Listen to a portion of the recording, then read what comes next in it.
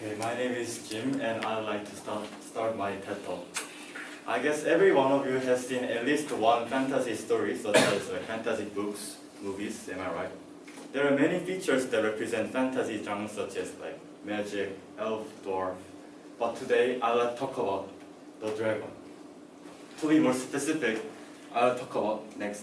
Can we be sure that dragon does not exist in the real world?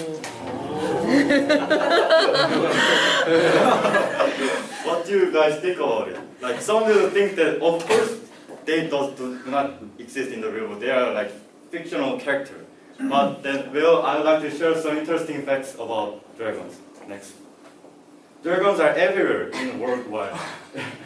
I think that you guys know Eastern and Western dragon, but did you know that there are dragons in Egypt and even in ancient America?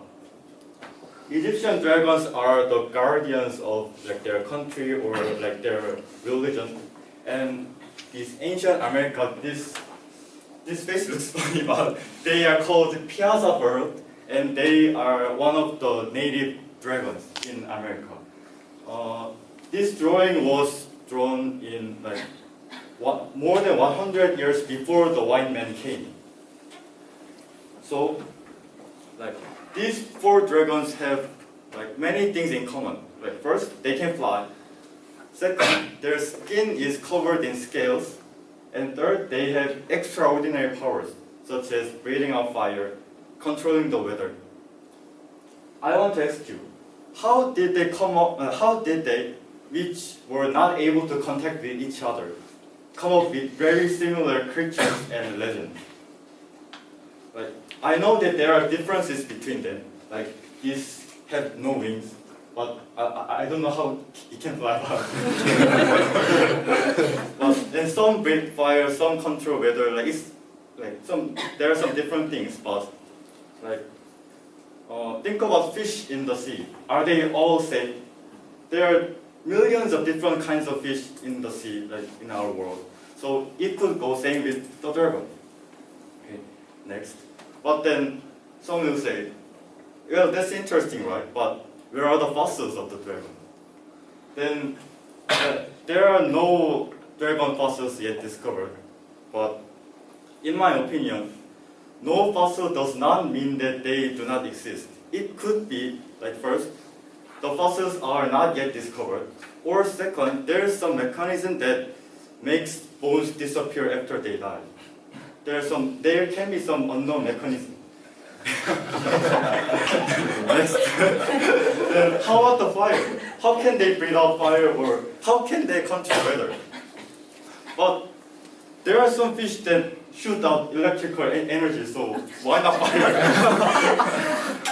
And there is a theory that if dragon can breathe out fire, it can make rain and cloud really fastly because of the huge amount of heat from the fire. So I think that it can explain some of these extraordinary powers. Next. So after hearing my talk until now, some will still think that what a nonsense, to shut up and to go to the sea. Or others will think that I still don't think that dragon exists, but maybe there's a little possibility that they exist. So here's the point. I am not saying that dragon exists, but I am saying that there is a possibility, and if there is a possibility, we should not ignore it. I think that this perspective is really important because new discoveries, good innovations starts from doubting the reality and thinking about some crazy things. So I would like you guys to not just regard dragons as impossible, but think about the tiny little possibility that they are hiding in the mountains, or they may be hiding and watching us humans how we do and those things. And in addition, I think that thinking about dragons are also important because if we keep thinking about the mechanism of dragons and how can they fly, how can they breathe out fire, how can they control weather, and maybe in the future, next, we'll be able to make dragons. like with machine or electricity. This, like, without thinking about dragons, it would not be possible. But then, so let's think about the possibility of the dragons. So in conclusion, I would like to say that the possibility of the existence of dragons is not impossible, and we should think about it. And I think it is very important. So, thank you for listening to my TED Talk, and if there's questions, I would like to answer.